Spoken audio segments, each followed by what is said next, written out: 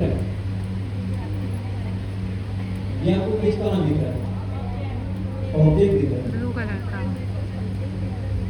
मतलब इस हमने अब तक जो चीजें पढ़ी है, वेरिएबल, फंक्शन, बहुत सारी चीजें पढ़ी हैं, तो आपको ये जो चीजें वो किसका नाम दिख रही है? ऑब्जेक्ट की तरह दिख रही है। ये है ऑब्जेक्ट की तरह दिख रही है। ये ऑब्जेक्ट सिर्फ ऑब्जेक्ट को नहीं दिख रहा है, ऑब्जेक्ट की तरह दिख रहा है। क्यों? क्योंकि इसके आगे कॉलन लगा हुआ है। ऐसा ही है। तो जब भी इस तरह का स्ट्रक्चर होगा ना क्लास के अंदर, तो हम कहेंगे ये एक प्रॉपर्टी है क्लास की। किस तरह की प्रॉपर्टी है? ये फंक्शन नहीं है, ये एक नॉर्मल वेरिएबल की तरह की चीज है, या नॉर्मल वेरिएबल की तरह की प्रॉपर्टी है, जिसके अंदर आप स्ट्रिंग, बूलियन, जितने भी डेटा टाइप्स हैं वो स्टोर कर सकते हैं। जिस तरह एक नॉर्मल वेरिएबल में आप स्टोर कर सकते हैं, उस तरह इस की में भी कर सकते हैं। लेकिन ये वाला जो स्ट्रक्चर है, ये आपको किस तरह का लग रहा है? ये फंक्शन की तरह का लग रहा है। तो जब भी इस तरह का स्ट्रक्चर आपको क्लास में बना हुआ मिले, तो आप कहेंगे कि ये क्लास का मेथड है। आप ये नहीं कहेंगे कि ये क्लास का फंक्शन है। हाँ, आप फंक्शन कह सकते हैं, लेकिन आप एज ए डेवलपर, आप एक्सपीरियंस डेवलपर हैं, तो अगर आप कहेंगे ना कि ये फंक्शन है, तो ऐसा लगेगा कि आप डेवलपर ही नहीं। क्योंकि क्लास में अगर इस तरीके का स्ट्रक्चर होगा तो उस फंक्शन की मेथड कहा जाएगा। क्या कहा जाएगा? मेथड। क्योंकि ना यहाँ पे फंक्शन का कीवर्ड है, फंक्शन का कीवर्ड भी हमने नहीं लिखा है ना, डायरेक्ट हमने डिफाइन कर दी। ये भी क्लास स्टूडेंट की भी प्रॉपर्टी है ऐसी भी प्रॉपर्टी, बट किस टाइप की प्रॉपर्टी है? फंक्शन टाइप की प्रॉपर्टी है। ऐसा ही है। तो जब भी ये क्लास का क्या है? मेथड है। क्या है? मेथड। और काम वो एग्जैक्टली फंक्शन की तरह ही करेगा। उसके अंदर आप जो भी अपनी फंक्शनैलिटी लिखना चाहें आप लिख सकते हैं। और अगर आप देखें तो कंस्ट्रक्टर भी एक मेथड ही है। ये जो कंस्ट्रक्टर है ये इससे क्या है? एक मेथड ही तो है। तो जिस तरह हम इस कंस्ट्रक्टर में दिस करके क्लास की दूसरी प्रॉपर्टीज को एक्सेस करते हैं, उस तरह हम अगर अपना कोई मेथड बनाते हैं, कंस्ट्रक्टर कोई बिल्ट इन मेथड है, वो खुद क्लास जब हम डिफाइन करते हैं तो ऑटोमेटिकली आ जाता है साथ में कंस्ट्रक्टर को। लेकिन गेट नेम तो ऑटोमेटिक नहीं आया, वो तो हमने खुद बनाया। तो चाहे हम खुद बने, चाहे कोई बिल्ट इन मेथड हो, जब भी क्लास की किसी प्रॉपर्टी को एक्सेस करना होगा, हम कहेंगे दिस डॉट करके हम उसे एक्सेस करेंगे। ठीक है? दिस डॉट करके एक्सेस करेंगे। अब चाहे वो कोई मेथड ही क्यों हो, अगर हम यहाँ पे चाहेंगे कि मुझे गेट नेम ही दोबारा कॉल करना है, तो हम कहेंगे दिस डॉट गेट नेम। तो जितनी भी प्रॉपर्टी होगी, चाहे वो कोई मेथड हो, चाहे वो दूसरी प्रॉपर्टी हो, हम उन्हें दिस कीवर्ड से एक्सेस करते हैं विद इन द क्लास। यहाँ तक क्लियर है? इस तरह ना समझे कि सर ने लिख दिया तो बस यही होगा, इसके अलावा और कुछ नहीं होगा। आप अपनी मर्जी से कुछ और लिखें, आप अपनी मर्जी से कुछ और बनाएं। मैं तो एग्जाम्पल बताऊंगा, मैंने राउंड ब्रेकेट्स और कर्ली ब्रेकेट्स लगा दी, ये मेरा मेथड होगा। आप बताएं मुझे इस नेम को अपडेट करना है, आप क्या करेंगे? दिस डॉट नेम आगे इक्वल टू आगे कौन सा नेम है? नेम। क्या करें? यहाँ पे एरर दे रहा है न्यू। अब कुछ नहीं हो,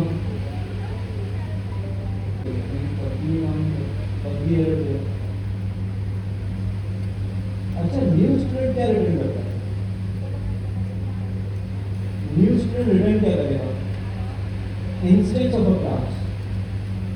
इंस्टेंस ऑफ अ क्लास। और वो इंस्टेंस ऑफ अ क्लास की टाइप क्या होगी?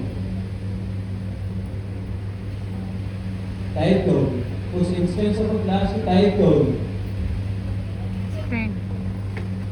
पता है? यहाँ पे स्टूडेंट 1 में इसकी डेटा टाइप क्या आ रही है? स्ट्रिंग आ रही है। में भी स्ट्रिंग ही होगी। अब बताएं क्या डेटा टाइप है। मतलब आप लोग सही से फॉलो नहीं कर रहे। ऐसा नहीं है, आप लोग सीखना है, हमें तो ऑलरेडी ये चीजें पता है, हम तो आपको सिखाने के लिए आए हैं। देखें, एक होता है कॉन्सेप्चुअली चीजों को समझना कि वो क्या है, दूसरा ये है कि सिंटेक्स कि हमें उस चीज को लिखना है। पहला क्वेश्चन ये है कि मुझे क्लासेस यूज कहाँ करनी है, क्या मुझे ये समझ में आया है। मैं जब प्रोग्रामिंग में कहता हूँ क्लास, मुझे क्लास के कॉन्सेप्ट यूज करना है, तो मैं वो क्यों कर रहा हूँ, इसका आंसर मुझे कौन दे सकता है? हैंड रेज करें कि मैं क्लास को यूज क्यों कर रहा हूँ। हैंड रेज करें।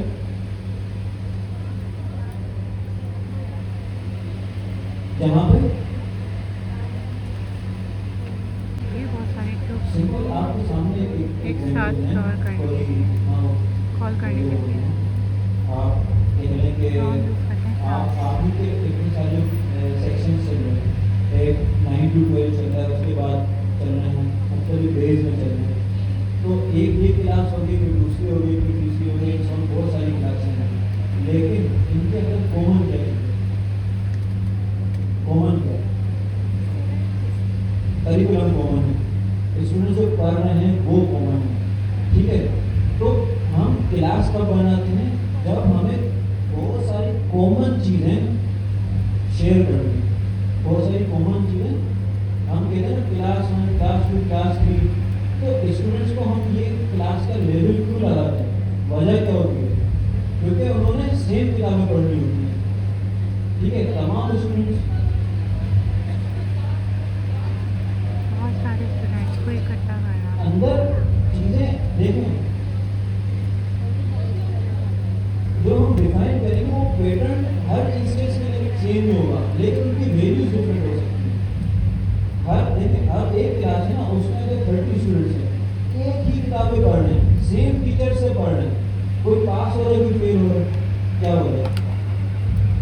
वजह क्या है?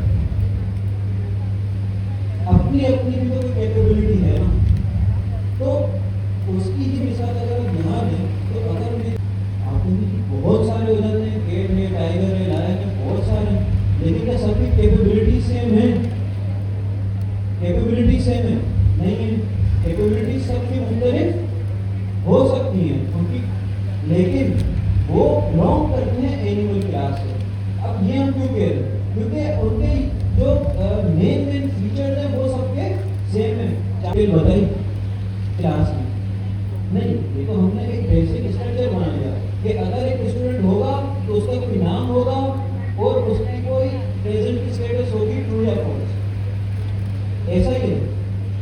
लेकिन अगर मुझे डिफाइन करना है कोई स्पेसिफिक स्टूडेंट नाम के साथ, तो उसका मुझे क्या बनाना पड़ेगा? एक इंस्टेंस बनाना पड़ेगा। क्या बनाना पड़ेगा? जब हम इंस्टेंस बनाते हैं क्लास के, तो हम यूज करते हैं न्यू कीवर्ड। क्या यूज करते हैं? अब ये याद रखें कि इंस्टेंस जो होता है वो कंप्लीट स्ट्रक्चर रिटर्न करता है, जो आपने डिफाइन किया हुआ होता है, वो कोई एक चीज रिटर्न नहीं करता। मतलब ना वो सिर्फ नाम दे देगा, ऐसा नहीं है। अगर कभी नहीं मुझे सिर्फ इस प्रेजेंट मिल जाए तो ऐसा भी नहीं है, सिर्फ गेट नेम मिल जाए तो नहीं है। वो कहेगा कि जी जितनी चीजें आपने मेरी मेन क्लास में डिफाइन कर दी, मैं वो सब की सब रिटर्न कर दूंगा। मतलब वो नाम भी रिटर्न करेगा, वो इस प्रेजेंट भी रिटर्न करेगा, वो गेट नेम भी करेगा, और अगर आपने अपडेट नेम डिफाइन किया है तो वो भी रिटर्न करेगा। इसका मतलब एक कंप्लीट ऑब्जेक्ट आपके पास आएगा जिसके अंदर ये चारों चीजें होंगी, क्योंकि हमने यहाँ पे ये 4 चीजें बनाई है, इसलिए 4 होंगी। अगर आप 10 बनाएंगे तो 10 चीजें आएंगी। तो इस स्टूडेंट की क्लास से जब हमने इससे एक इंस्टेंस बनाया, तो स्टूडेंट 1 में बताएंगे क्या क्या चीजें होंगी, क्या क्या इसके अंदर प्रॉपर्टीज होगी, बताएं। नेम होगा और इज प्रेजेंट होगा, इसके अलावा गेट नेम होगा, मेथड, गेट नेम का मेथड होगा, और अपडेट नेम का मेथड होगा। मतलब 2 चीज, एक नॉर्मल वेरिएबल्स की तरह की प्रॉपर्टी होगी और 2 होंगे मेथड, ऐसा ही। अब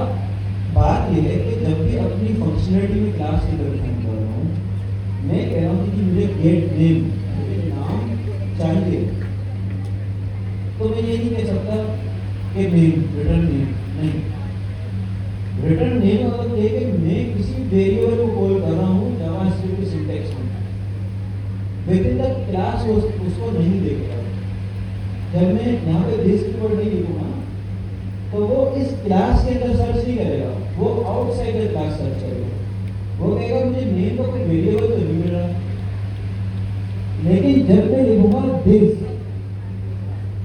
अब वो कहेगा नहीं, मुझे क्लास से बाहर नहीं सर्च करना, मुझे with in the class search करना, क्या नेम का कोई वेरिएबल है या नहीं है, की है या नहीं।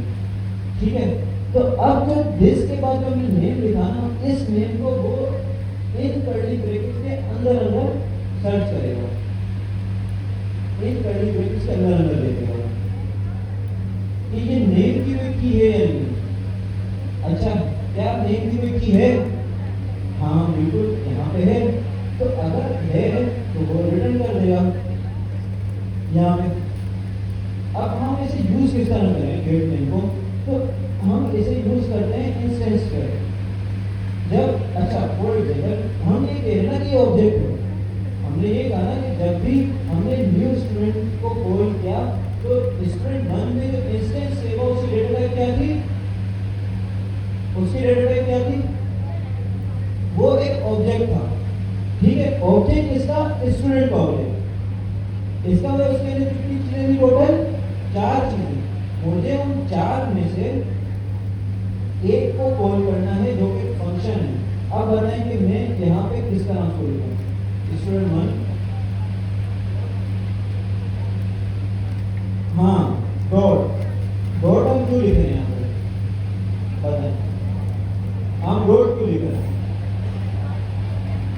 क्लास के लिए। बताएं हम डॉट क्यों लिख रहे हैं यहाँ पे? जो चीज़ें कॉल करनी है हमको। हमने नॉर्मल ऑब्जेक्ट सीखे थे। अब जब हम ऑब्जेक्ट बनाते हैं तो ऑब्जेक्ट के अंदर अगर हमें किसी की को कॉल करना हो या किसी की को यूज करना हो तो क्या करते हैं? डॉट। तो स्टूडेंट 1 भी तो ऑब्जेक्ट है, वो कोई क्लास थोड़ी है। क्या स्टूडेंट 1 कोई क्लास है? ये क्या है? ऑब्जेक्ट है। तो जब ये ऑब्जेक्ट है तो हम डॉट लगा के उसके अंदर जो प्रॉपर्टीज है उसको एक्सेस कर सकते हैं। तो हम कितनी चीजों को एक्सेस कर सकते हैं? टोटल 4 चीजों को एक्सेस कर सकते हैं। क्या क्या? Name, is present, gate name और देखते हैं क्या है। मैं दोबारा से इसको लिख करके आप देखिए कितनी चीजें आ गई आपके सामने सजेशन में। अच्छा, आई थिंक के आपने लिख लिया है।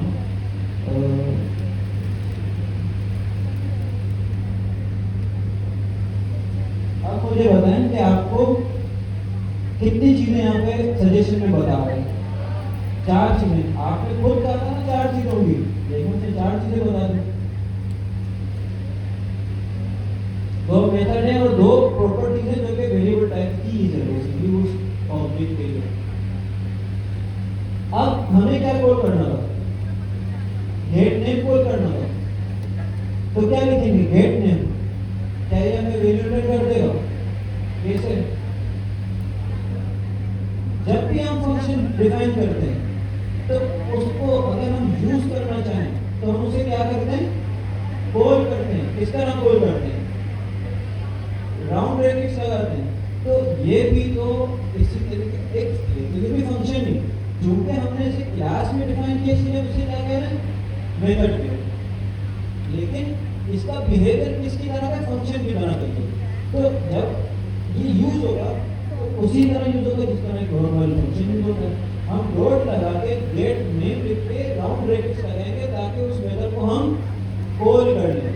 जब हम उसे कॉल कर लेंगे तब वो ये लाइन चलेगी, तब ये लाइन ऑफ कोड एग्जीक्यूट होगा। और जब ये लाइन ऑफ कोड एग्जीक्यूट होगा तो जो भी नाम इस वक्त हमने डिफाइन किया होगा, इस ऑब्जेक्ट को इंस्टेंस ये इंस्टेंस बनाते हो। स्टूडेंट 1 का जब हमने इंस्टेंस बनाया तो उस वक्त जो हमने नाम प्रोवाइड किया होगा वो हमें वो नाम रिटर्न कर देगा। तो अब मुझे बताएं कि हमने क्या नाम यहाँ पे डिफाइन किया था? कहीं डिफाइन किया था तो इस वक्त हमें रिटर्न इसको क्या करना चाहिए? ओके, इसको अगर हम ट्राई करें, क्या लिखेंगे? ये सी, आगे यहाँ पे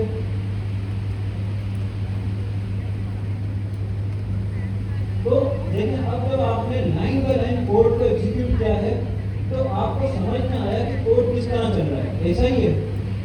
तो जब भी आप लोग कोड लिख रहे हो ना, और जब भी देखें, अब ये तो मैंने एग्जाम्पल बताई थी, और ये जो एग्जाम्पल थी जो मैंने रिक्वायरमेंट दी कि जी नाम को अपडेट होना चाहिए, तो आपने आगे सर ठीक है नाम को अपडेट करवा देते हैं, उसके लिए एक मेथड बनेगा अपडेट भी, हमने वो मेथड बना दिया था। उसके बाद हमने लिख दी दिस डॉट नेम, क्यों? क्योंकि इसमें एक्चुअल वैल्यू है तो अपडेट भी उसी में होना चाहिए, इक्वल टू यहाँ तक भी ठीक है। अब अगर हम न्यू स्टूडेंट लिखते हैं तो क्या रिटर्न करें? न्यू स्टूडेंट क्या रिटर्न करता है? क्या रिटर्न करता है? इंस्टेंस ऑफ क्लास, और इंस्टेंस ऑफ क्लास की डेटा टाइप क्या होती है?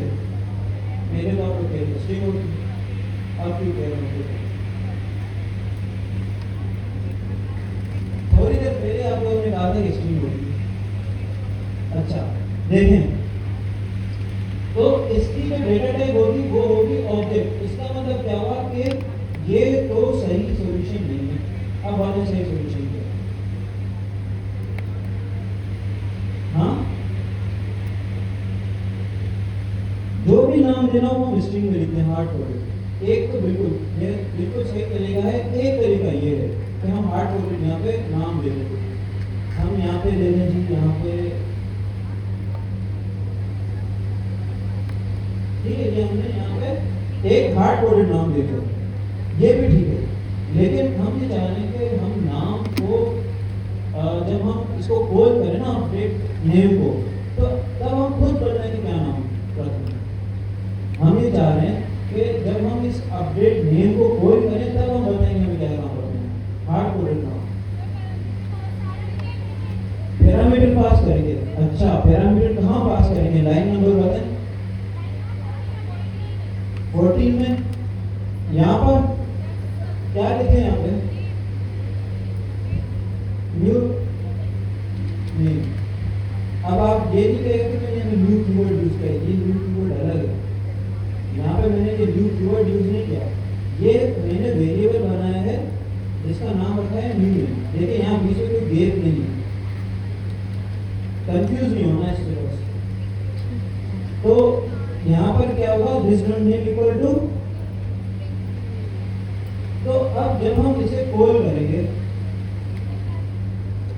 अच्छा इसकी टाइप डिफाइन करते हैं। टाइप क्या होगी? तो जब हम यहाँ पे इसको अपडेट नेम को कॉल करेंगे तो हम ये कहेंगे कि हम न्यू नेम पास कर रहे हैं, और वो जो न्यू नेम है वो दिस डॉट नेम पे क्या हो जाए? सेव हो जाए। देखते हैं, तो इस गेट नेम से पहले यहाँ पे लिख रहे हैं हम अपडेट नेम, ठीक है। अच्छा, अब इसको एग्जीक्यूट करके चेक करें।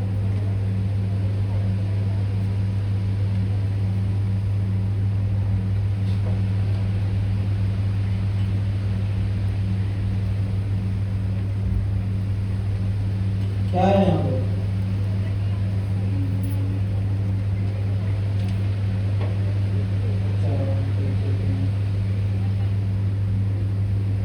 यहाँ पे आगे बदल, ठीक है। अच्छा, अब आप ये देखिए अनडिफाइंड क्यों आ रहा है? तो बेसिकली जब हमने अपडेट चलाया ना यहाँ पे, तो उसे हमने कंसोल करा दिया था इस वजह से, क्योंकि हम जब अपडेट करते हैं तो कंसोल कराने की जरूरत नहीं है, क्योंकि अपडेट का मैंने कुछ रिटर्न तो कर दिया। तो जब कोई फंक्शन कुछ रिटर्न नहीं करता तो बाय डिफॉल्ट तो क्या रिटर्न करता है? जब कोई फंक्शन जावास्क्रिप्ट में जब कोई फंक्शन कुछ भी रिटर्न नहीं करता तो बाय डिफॉल्ट को क्या रिटर्न करता है? अनडिफाइंड रिटर्न करता है। क्या रिटर्न करता है? अनडिफाइंड रिटर्न करता है। तो क्योंकि हमने देखिए इस अपडेट नेम से यहाँ पे कुछ रिटर्न किया था, हमने सिर्फ गेट नेम में रिटर्न किया है ना, सिर्फ यहाँ रिटर्न किया है।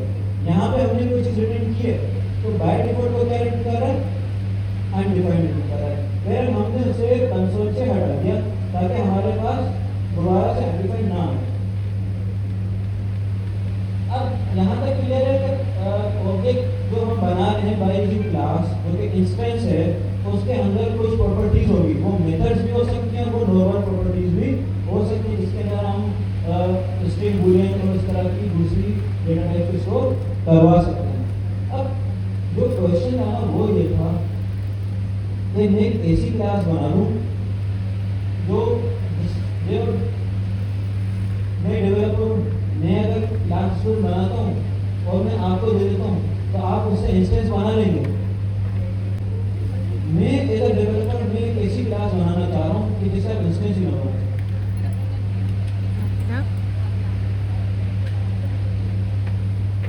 तो मैं क्या बनाऊंगा? एब्स्ट्रैक्ट क्लास बनाऊंगा। मैं बना दूंगा एब्स्ट्रैक्ट क्लास, ऐसी क्लास बनाऊंगा ना मैं इंस्टेंस बना सकूं ना आप बनाओ। लेकिन फिर मकसद क्या हो, हमेशा कर क्यों? कोई तो वजह होगी। आगे कोई कॉपी ना क्या वजह हो सकती है? देखिए, एक बिल्डिंग बनानी होती है, एक स्टैंडर्ड यहाँ की मिसाइल है ना, 10 मजदूर आते हैं, 10 माली की बिल्डिंग बनी है, चला है वो छोड़। एक स्टैंडर्ड के लिए जो बिल्डिंग बन रही है उसकी बात करें, उसका सबसे पहले एक नक्शा तैयार होता है, ठीक है, और अब तो 3D डायग्राम्स वगैरह भी तैयार हो गई होती हैं। तो अगर किसी ने वो 3D मॉडल मुझे बना के दिखा दिया कि देखें यहाँ तो इसकी दीवार होंगी, ये होगा और ये सारी चीज़ें मुझे बस, तो क्या आप ये कहोगे कि हाँ ठीक है बेचना शुरू कर दो इसको?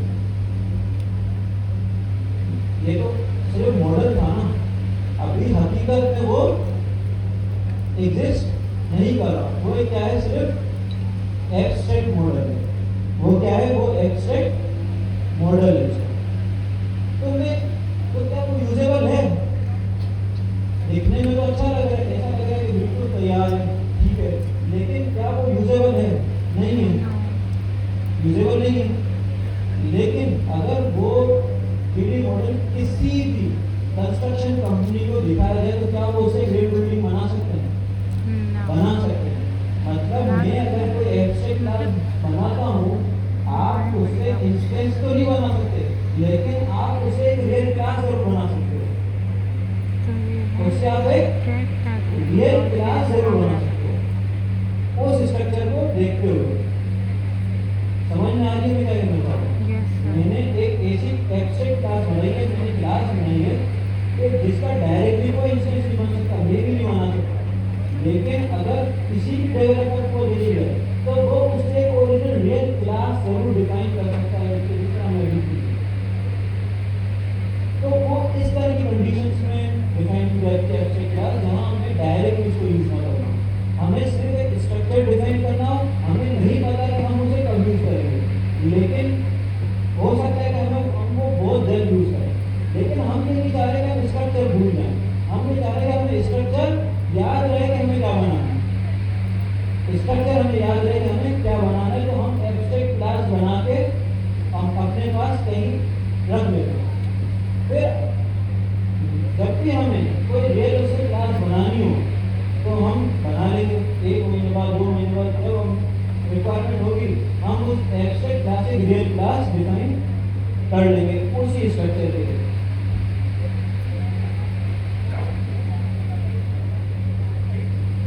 बताएं क्या नाम रखे क्लास का? लाइब्रेरी के लिए क्लास बनाने जा रहे हैं, क्या नाम रखे क्लास का? लाइब्रेरी रख सकते हैं? अच्छा, इसके आगे अब इसका नक्शा ये है कि हम ये चाह रहे हैं कि इसके अंदर लिस्ट ऑफ बुक्स है। क्या हो? List of books. तो बताइए क्या लिखेंगे? लिस्ट ऑफ बुक्स लिखेंगे। जब भी इसका इंस्टेंस बने लिस्ट ऑफ बुक्स मिले तो क्या लिखेंगे? यहाँ पर क्या बनेंगे? जी एरे बनाएंगे। आप उस एरे का नाम क्या होगा? Books, okay. और उसकी टाइप क्या होगी? स्ट्रिंग। स्ट्रिंग रख देते हैं अभी फिर बाद में 20 होनी चाहिए। फिर वक्त स्ट्रिंग रखते हैं बाद में चेंज करेंगे। और उसकी डिफॉल्ट वैल्यू क्या होगी? फिर से डिफॉल्ट वैल्यू क्या होगी? लिस्ट ऑफ बुक्स पता है? एम्प्टी है। डिफॉल्ट वैल्यू होगी एम्प्टी है बिकॉज लिस्ट ऑफ बुक्स है। अब थोड़ा सा बुक्स को मजीद बेहतर करते हैं क्योंकि बुक्स सिर्फ नाम से नहीं बल्कि ऑथर नेम से पहचानी जाती है, अपने नाम से पहचानी जाती है और उसके कुछ अपने और ईयर भी होता है कि वो कब पब्लिश हुई है। तो हम इस तरीके से एक ऑब्जेक्ट की शक्ल लेना चाह रहे हैं कि उसका नाम हो, उसका पब्लिशिंग ईयर हो और उसके ऑथर का नाम हो। ये तीन चीज़ें उसके अंदर हम बताना चाहते हैं उस बुक के हवाले से बेसिक इंफॉर्मेशन बताना चाहते हैं। तो बताएं कि ये बुक अब क्या हो गया? एक ऑब्जेक्ट हो गया, ठीक है। मतलब अगर इसको हम हटा दें, अब हम क्या कह रहे हैं ये ऑब्जेक्ट होगा जिसके अंदर क्या होगा? नेम होगा, डेटा टाइप क्या होगी? स्ट्रिंग। ऑथर की डेटा टाइप क्या होगी? स्ट्रिंग। और तीसरी चीज हमने क्या बताई? ठीक, पब्लिश ईयर। इसकी डेटा टाइप क्या होगी? स्ट्रिंग होगी। नंबर होना चाहिए। अब हम ये कहेंगे कि ये कैसे, ये स्ट्रिंग क्यों है, कौन कौन ये फीचर है, ये स्ट्रिंग क्यों है? देखें, प्रोग्रामिंग में हमेशा याद रखें कोई ऐसा नंबर जिसके ऊपर हम कोई कैलकुलेशन परफॉर्म ना कर रहे हैं उसे हम स्ट्रिंग कहते हैं। जिसके ऊपर कोई हम कैलकुलेशन परफॉर्म ना कर रहे हैं उसे हम स्ट्रिंग कहते हैं।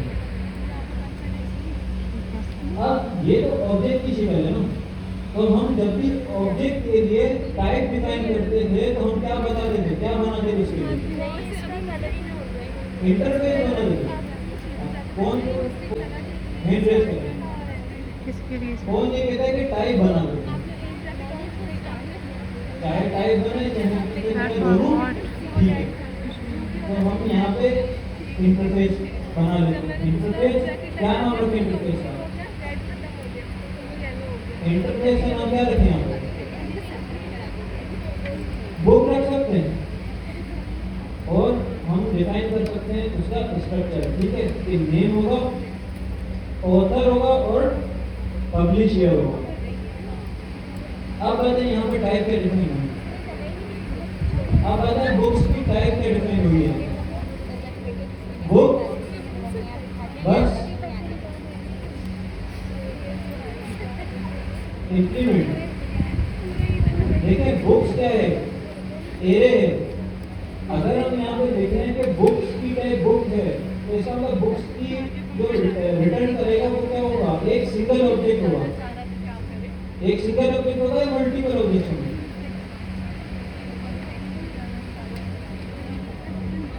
देखें ये जो स्ट्रक्चर जो हमने यहाँ डिफाइन किया है वो स्ट्रक्चर मल्टीपल ऑब्जेक्ट का स्ट्रक्चर है या एक ऑब्जेक्ट का स्ट्रक्चर है?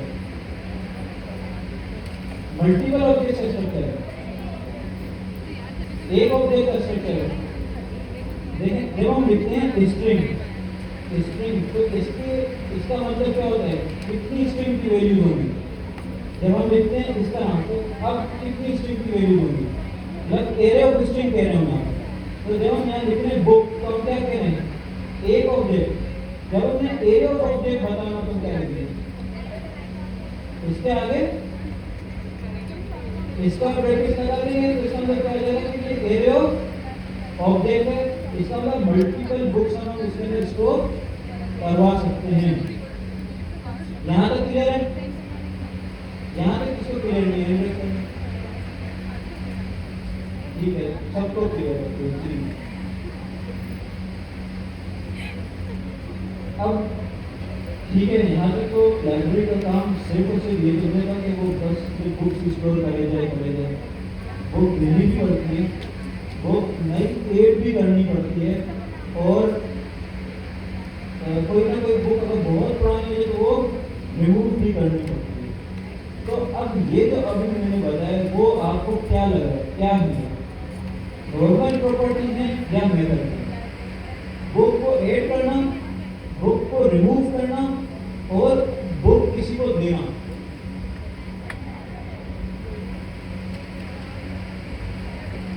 तो ये जो मैंने बताया ये क्या है, नॉर्मल प्रॉपर्टीज हैं लग रही हैं, या ये आपको ऐसा लग रहा है कि ये कोई फंक्शनलिटी काइंड ऑफ चीज है? क्या लग रहा है? बुक ऐड करना, बुक रिमूव करना और तीसरा क्या होता है, किसी को बुक देनी है। तो ये क्या है, नॉर्मल इस तरह की वेरिएबल्स बना दें इसके लिए या मेथड बनाए? कितने शुल्क के लिए मेथड बना दें? ठीक है, अगर हम कह रहे हैं हम बुक स्टोर करेंगे तो उसके लिए हम क्या कर रहे हैं, यहाँ पे स्टोर का मेथड बना रहे हैं। नहीं, स्टोरेज है ना, स्टोरेज तो कोई फंक्शनलिटी नहीं है, वो तो एक स्टोरेज है जहाँ पे हम बुक को ऐड करे जाएंगे, एक स्टोरेज है। तो उसके लिए हमने ऑलरेडी एक की बना दी है बुक्स के नाम से, जो कि अपने अंदर जब भी हम इसको ऐड बुक करेंगे तो उसके अंदर मजीद बुक्स ऐड होती रहेगी, इसकी स्टोरेज इंक्रीज होती रहेगी।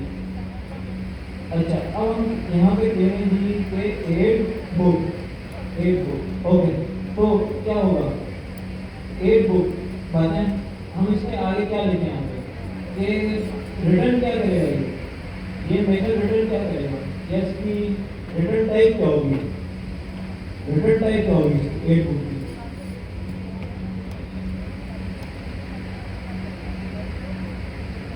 रिटर्न टाइप वॉइड है, क्योंकि हम कुछ नहीं रिटर्न कराना चाह रहे। जब हम कोई भी चीज रिटर्न नहीं कर रहे तो टाइप क्या रखते हैं, वॉइड रखते हैं। और हम ये चाह रहे हैं जब भी हम ऐड बुक करें तो क्या हो, तो हो क्या, हम खुद पास करें बुक को, तब हम खुद बुक को पास करें तो हम कहते हैं कि यहाँ पे बुक, उसकी टाइप क्या होगी बुक, और जो रिटर्न होगा वो क्या होगा, रिटर्न क्या होगा, रिटर्न क्या होगा, रिटर्न तो कुछ नहीं होगा ना, हमने तो कहा कि ये वॉइड है, रिटर्न कुछ भी नहीं होगा। इसका मतलब हम इसको यहाँ तक छोड़ सकते हैं, लेकिन ये कह रहे कि नहीं, उसको मिसिंग है। यहाँ क्या मिसिंग है,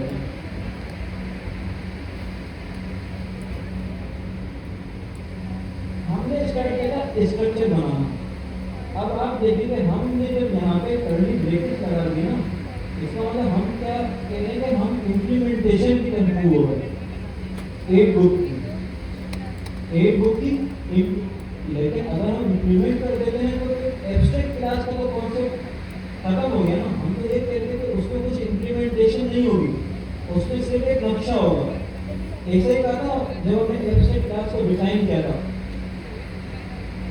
तो जब हम इसे यहाँ तक ही रख दें, हम कह रहे कि नहीं, मैं इम्प्लीमेंटेशन नहीं चाह रहा, मैं चाह रहा हूँ कि ये अभी सिर्फ मॉडल हो, ये एब्स्ट्रैक्ट मेथड है। क्या हो, मैं इम्प्लीमेंटेशन बाद में डिफाइन कर दूंगा कि इसको इसमें करना क्या। एंटी कर्ली ब्रैकेट्स लगाएं, नहीं लगा सकते, क्योंकि फिर हम इम्प्लीमेंटेशन की तरफ आ जाएंगे अगर हम एंटी कर्ली ब्रैकेट्स लगाएंगे। ऐड बुक जिसकी अब हमें अभी हम सिर्फ एक नक्शा बना रहे हैं, हम इम्प्लीमेंटेशन नहीं बता रहे कि ये क्या करेगा। हम ये बता रहे हैं कि जब भी ये डिफाइन होगा, एक आर्ग्यूमेंट बुक एक्सेप्ट करेगा, रिटर्न कुछ नहीं करेगा। क्या होगा, ये आर्ग्यूमेंट एक्सेप्ट करेगा क्या, ऐड बुक का एक आर्ग्यूमेंट एक्सेप्ट करेगा, लेकिन रिटर्न कुछ भी नहीं करेगा जब भी ये डिफाइन होगा। लेकिन अभी देखिए यहाँ पे ये कह रहा है कि हम ये कह रहे हैं, ये कह रहा है abstract method can only occur with the abstract class.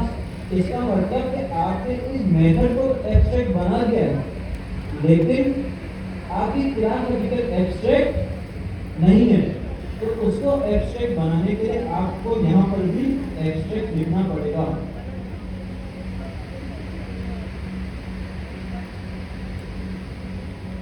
तो एब्स्ट्रैक्ट क्लास अगर डिफाइन करनी हो तो क्या लिखना पड़ता है? पीछे पीछे बिल्कुल पीछे। क्लास के साथ एब्स्ट्रैक्ट कीवर्ड भी लिखना पड़ता है। क्या करना पड़ता है? क्लास के साथ एब्स्ट्रैक्ट कीवर्ड भी लिखना पड़ता है। अब यहाँ पे स्टूडेंट कोई कंफ्यूज हो रहा है कि ये एब्स्ट्रैक्ट क्यों लिख दिया, हैंड रेस करें, क्योंकि ये सिंटैक्स है इसलिए लिख दिया, ऐसे लिखा जाता है। जबकि टाइप स्क्रिप्ट में हमने एब्स्ट्रैक्ट क्लास बनानी हो तो हम एब्स्ट्रैक्ट का कीवर्ड लिखते फिर क्लास का कीवर्ड लिखते हैं। इसी तरह टाइप स्क्रिप्ट एब्स्ट्रैक्ट क्लास बनती है। ठीक है, अब फॉर एग्जांपल अब हम यहाँ पे एक चीज ट्राई करते हैं, देखेंगे constant library 1 equal to new library. ये क्या ख्याल है आपके सवाल से? ये करना चाहिए? क्या ये वर्क करना चाहिए? क्यों नहीं वर्क करना चाहिए? क्योंकि हमने जब डिफाइन किया था एब्स्ट्रैक्ट क्लास को तो हमने यही तो बताया था कि उसका कोई इंस्टेंस नहीं बन सकता, उसका कोई इंस्टेंस नहीं बन सकता। तो अगर हम यहाँ देखें तो क्या कह रहा है, can not create an instance of an abstract class. तो जब भी आप एब्स्ट्रैक्ट क्लास बनाएंगे तो उसका कोई इंस्टेंस आप नहीं बना सकते। मतलब मैंने आपको अगर ये क्लास इस तरह से एब्स्ट्रैक्ट क्लास बना के दे दी तो आप उसको यूज नहीं कर सकेंगे। आप सिर्फ देख सकते हैं ये क्या है, इसका जवाब मिलेगा थोड़ी देर के बाद। अब देखें यहाँ तक क्लियर है कि एब्स्ट्रैक्ट क्लास हमने कैसे बनाई, कौन सा चीज को समझना चाहिए होगा, हम स्टेप बाय स्टेप आगे बढ़े। एब्स्ट्रैक्ट मेथड पता चल गया कि कैसे बनाया, हमने मेथड जो बनाया उससे पहले हमने क्या कीवर्ड लिख दिया, एब्स्ट्रैक्ट लिख दिया। हमने कर्ली ब्रैकेट वगैरह कुछ नहीं लगाया, हमने इम्प्लीमेंटेशन नहीं बताई, हमने सिर्फ इतना बताया कि नाम एक बुक होना चाहिए, एक पैरामीटर एक्सेप्ट होगा बुक का, एक ही होगा, एक से ज्यादा नहीं होंगे, रिटर्न कुछ भी नहीं करेगा। ये हमने एक नक्शा बनाया। जब भी लाइब्रेरी की कोई रियल क्लास बनेगी, जब भी लाइब्रेरी की कोई रियल क्लास बनेगी तो उसमें यही स्ट्रक्चर होना चाहिए, इसके अलावा और कोई स्ट्रक्चर एक्सेप्टेबल नहीं है। मतलब अगर कोई रियल क्लास बना रहा है इस एब्स्ट्रैक्ट क्लास को यूज करते हुए तो वो बुक के आगे बुक टू बुक थ्री नहीं कर सकता, बुक सिर्फ एक ही रख सकेगा हमेशा, एक से दो, दो से तीन नहीं कर सकता इसको। ठीक है।